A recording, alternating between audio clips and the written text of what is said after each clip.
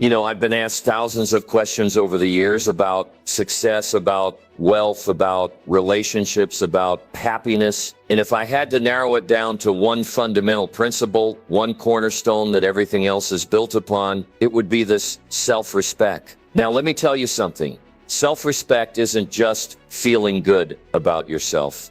That's not what I'm talking about here. Self-respect is something much deeper, much more powerful. It's the unshakable foundation upon which you build your entire life. I want to share with you today why self-respect is the master key that unlocks every door you want to walk through. And I'm going to tell you some stories, real stories, that will show you exactly what I mean. Let me start with a story that changed my perspective forever. I was about 25 years old, struggling financially, making excuses for everything that wasn't working in my life. I was blaming the economy, blaming my boss, blaming the government, blaming everybody but the person I saw in the mirror every morning. One day, my mentor Earl Schoaf sat me down and said something that hit me like a thunderbolt. Jim, if you want things to change, you have to change. For things to get better, you have to get better.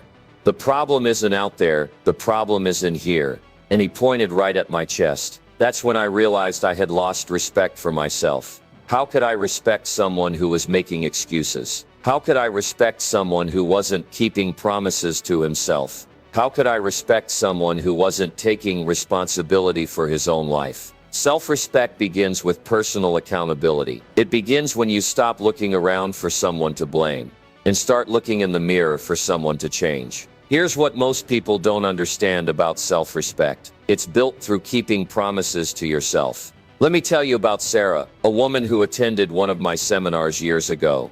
Sarah came up to me during a break, tears in her eyes, and said, "Jim, I don't respect myself anymore. I make promises to myself every Monday. I'll exercise, I'll eat better, I'll read more, I'll save money. And by Wednesday, I've broken every single one. How can I respect someone who lies to herself every week?" Powerful question, isn't it? How can you respect someone who consistently breaks their word, even if that someone is you? I told Sarah something I want you to remember. Your relationship with yourself is the most important relationship you'll ever have. And like any relationship, it's built on trust.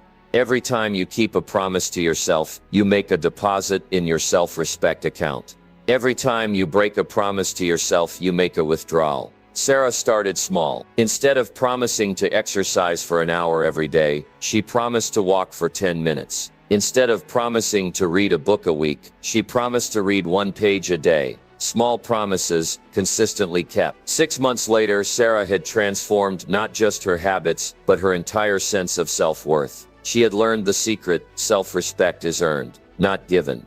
You earn it by keeping your word to the most important person in your life. Now let me tell you about dignity, because dignity and self-respect are intimately connected. I once knew a man named Robert who was going through a difficult divorce. He was angry, bitter, and wanted revenge. He came to me and said, "Jim, she destroyed my life. I want to destroy hers." I said, "Robert, let me ask you something. When this is all over, what kind of person do you want to be? Because how you handle this situation, how you treat her, how you conduct yourself, that's not really about her. That's about you. That's about who you are when nobody's watching. That's about your character, your dignity, your self-respect." Robert looked at me and said, "What do you mean?" I said, "If you act with dignity even when she doesn't, you'll be able to look at yourself in the mirror with respect. If you lower yourself to revenge and bitterness, you'll lose something far more valuable than this marriage. You'll lose respect for yourself." You see, self-respect isn't about how others treat you. It's about how you treat others, especially when they don't deserve it. It's about maintaining your standards, your principles, your dignity, regardless of the circumstances. Robert chose the high road. The divorce was still difficult, but he conducted himself with class. Years later, he thanked me. He said, "Jim, I kept my self-respect, and that was worth more than any revenge could have been." Here's another truth about self-respect. It's directly connected to your standards. What you accept in your life, from others, and from yourself, determines your level of self-respect. I remember a young man named Marcus, who worked for a company where his boss constantly berated him, insulted him, and treated him with complete disrespect. Marcus came to me and said, "Jim, I hate my job, but I need the money. What should I do?" I said, Marcus, let me ask you something. If someone treated your daughter the way your boss treats you, what would you tell her to do? He said, I'd tell her to leave immediately. Nobody should accept that kind of treatment. Then why? I asked. Are you accepting for yourself what you wouldn't accept for someone you love? That question changed Marcus's life. He realized that by accepting disrespectful treatment, he was disrespecting himself. He was teaching others how to treat him by what he was willing to accept. Marcus didn't quit immediately. He was smart about it. He updated his skills, networked, found a better opportunity, and then made his move. But more importantly, he raised his standards. He decided what he would and wouldn't accept in his life. Your standards are a reflection of your self-respect. When you have high standards for yourself and others, you're saying, I matter. I deserve to be treated well. I deserve excellence in my life. Now let me address something that destroys self-respect faster than almost anything else. Comparison. In today's world, with social media and constant connectivity, it's easier than ever to fall into the comparison trap. I want to tell you about Jennifer, a talented artist who came to one of my workshops. She was incredibly gifted, but she was miserable because she spent her days scrolling through social media, comparing her work to others, comparing her life to others, comparing her success to others. She said, Jim, everyone else seems to be doing better than me. Everyone else seems more successful, more talented, more happy. I said, Jennifer, you're looking at highlight reels and comparing them to your behind-the-scenes footage. You're comparing your struggles to other people's victories. You're comparing your beginning to someone else's middle. Then I asked her a question that changed everything. What unique value do you bring to this world that nobody else can bring? You see, self-respect isn't about being better than others. It's about being the best version of yourself. It's about recognizing your unique value, your unique contribution, your unique gifts. Jennifer stopped comparing and started creating. She focused on her own journey, her own growth, her own unique artistic voice. And you know what happened? Her self-respect soared, and so did her success. Remember this, you are not in competition with anyone except the person you were yesterday. Self-respect comes from personal growth, not from being superior to others. Let me tell you something else about self-respect that most people get wrong.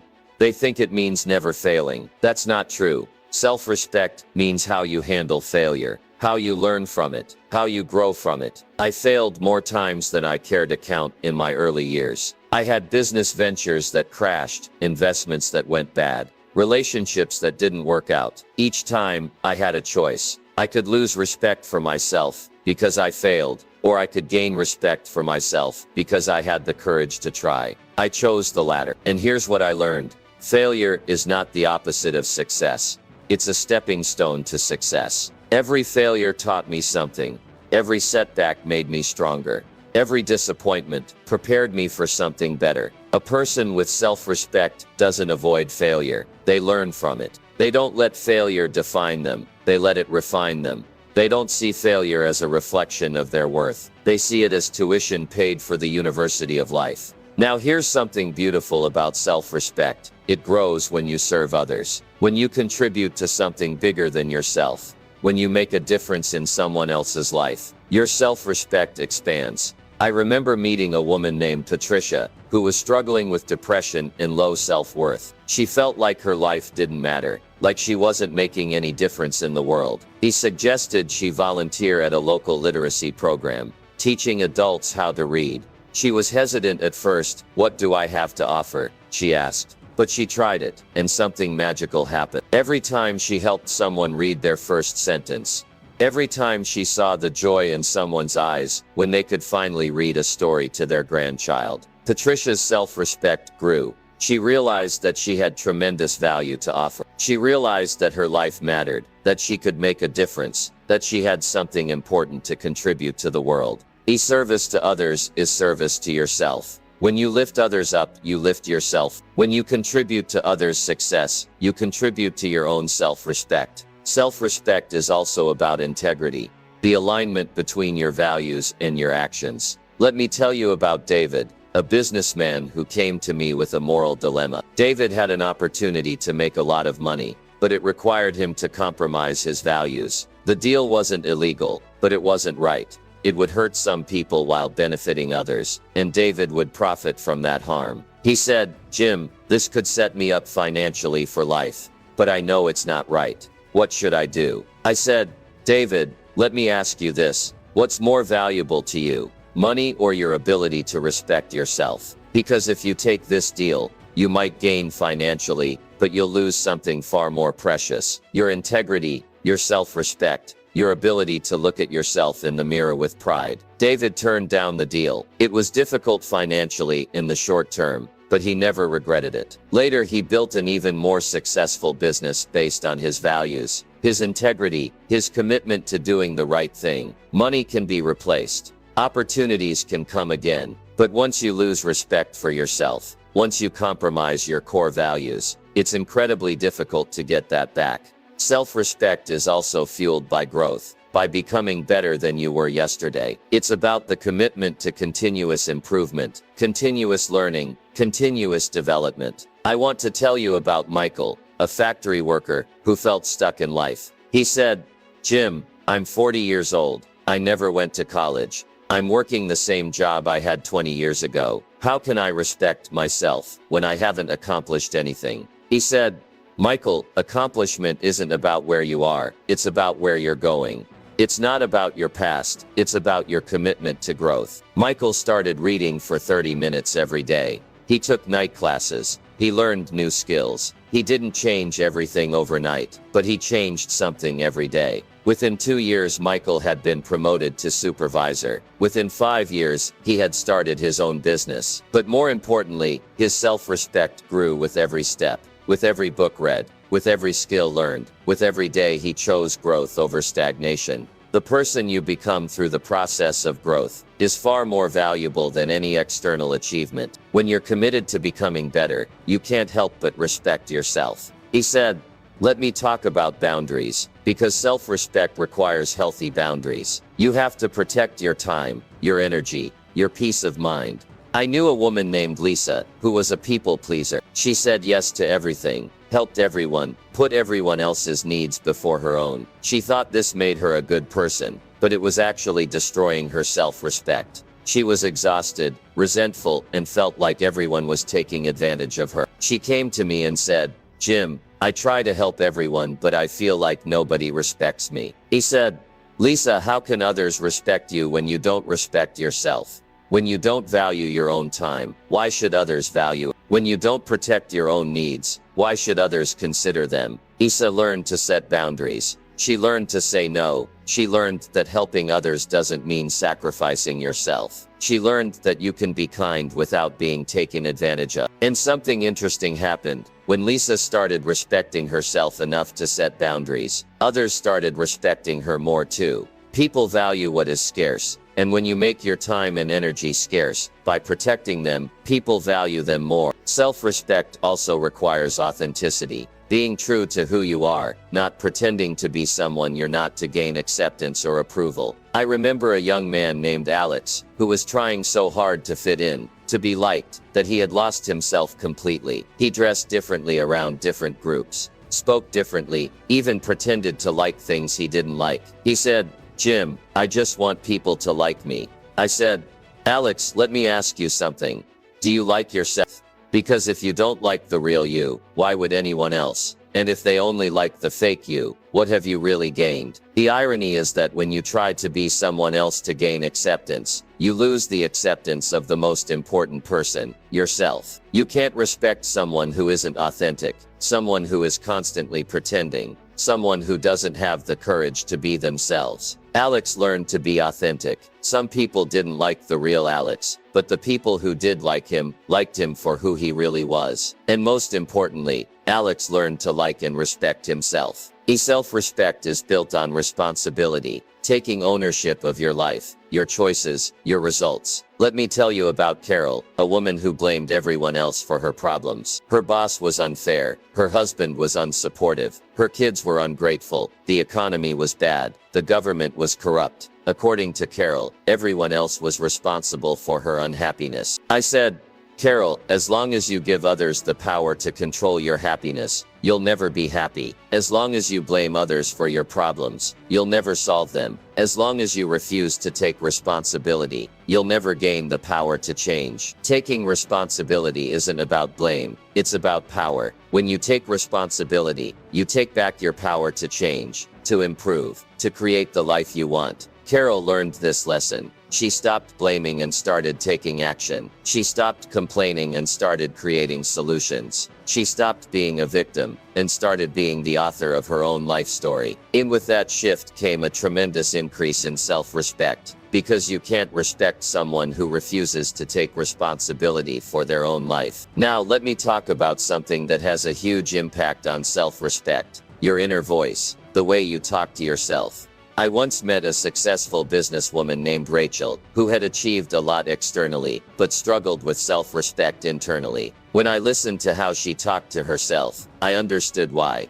"I'm so stupid," she would say when she made a mistake. "I always mess things up. I'm not good enough. I don't deserve success." I said, "Rachel, if your best friend talked to you the way you talk to yourself, would she still be your friend?" She said, "Of course not. I would never accept that kind of treatment from anyone." "Then why," I asked, "do you accept it from yourself?" Your inner voice is with you 24/7. It's the most influential voice in your life. If that voice is constantly criticizing, belittling and tearing you down, how can you possibly respect yourself? Rachel learned to change her inner dialogue. Instead of "I'm so stupid," she learned to say, "I made a mistake, and I'll learn from it." Instead of "I always mess things up," she learned to say, "I'm human, and I'm growing." Instead of "I don't deserve success," she learned to say, "I'm worthy of good things in my life." The way you talk to yourself either builds your self-respect or destroys it. Choose your words carefully, especially the words you say to yourself. Self-respect is also connected to gratitude. Appreciating how far you've come, acknowledging your progress, celebrating your growth. I knew a man named Thomas, who was always focused on what he hadn't achieved yet. He had built a successful business, had a loving family, was in good health, but all he could think about was what he still wanted to accomplish. He said, "Jim, I don't feel successful. I still have so many goals I haven't reached." I said, "Thomas, where were you 5 years ago compared to where you are now?" He thought about it and realized he had made tremendous progress. He had been struggling financially 5 years ago, and now he was financially secure. He had been overweight and unhealthy, and now he was fit. He had been distant from his family, and now he had strong relationships. When Thomas learned to appreciate his journey, to acknowledge his progress, to be grateful for how far he had come, his self-respect grew tremendously. He realized he had accomplished a lot, grown a lot, overcome a lot. Gratitude for your journey builds self-respect. When you acknowledge your progress, you acknowledge your capability, your strength, your worth. Finally, let me talk about purpose, because self-respect reaches its highest level when you're living a life of meaning and purpose. I remember a conversation with a successful lawyer named Jonathan, who had everything society told him he should want: money, status, recognition, but he felt empty inside. He said, "Jim, I've achieved everything I thought I wanted, but I don't respect what I've become. I feel like I'm wasting my life." I asked him, "Jonathan, what impact are you making? Difference are you making in the world? What legacy are you leaving?" He couldn't answer. He had been so focused on success that he had forgotten about significance. He had been so focused on making a living that he had forgotten about making a life. Jonathan eventually transitioned into public interest law, fighting for causes he believed in. He made less money, but his self-respect soared. He was living with purpose, making a difference, contributing to something bigger than himself. When your life has meaning, when you're living with purpose, when you're making a positive impact, you can't help but respect yourself, because you're becoming the person you were meant to be. So let me bring this all together for you. Self-respect is the foundation of everything else in your life. It's the foundation of your relationships, because you can't love others well until you love yourself well. It's the foundation of your success, because you can't achieve more than you believe you deserve. It's the foundation of your happiness, because happiness comes from within, not from without. Self-respect is built through taking responsibility for your life, keeping promises to yourself, maintaining your dignity and standards, learning from failure and growing from it, serving others and contributing to something bigger, living with integrity and authenticity, setting healthy boundaries, speaking to yourself with kindness, being grateful for your journey, living with purpose and meaning. Remember, you're not just building a life, you're building a legacy. You're not just achieving goals, you're becoming a person. And the person you become is far more important than anything you achieve. Start today. Start with small promises to yourself and keep them. Start with treating yourself with the same respect you would treat someone you deeply love. Start with living according to your values, regardless of what others do. Because when you have self-respect, you have everything. When you respect yourself, others will respect you. When you value yourself, the world will value you. When you believe in yourself, others will believe in you. Your life is a reflection of your relationship with yourself. Make it a relationship built on respect, on love, on appreciation, on growth. Make it a relationship you can be proud of, because at the end of the day, the most important relationship you'll ever have is the one you have with yourself. Make it a good one. Make it one built on respect. The foundation of all success, all happiness, all fulfillment is self-respect. Build that foundation strong, and everything else you want to build in your life will stand firm. Thank you, and remember, you matter, you have value, you deserve respect, starting with your own.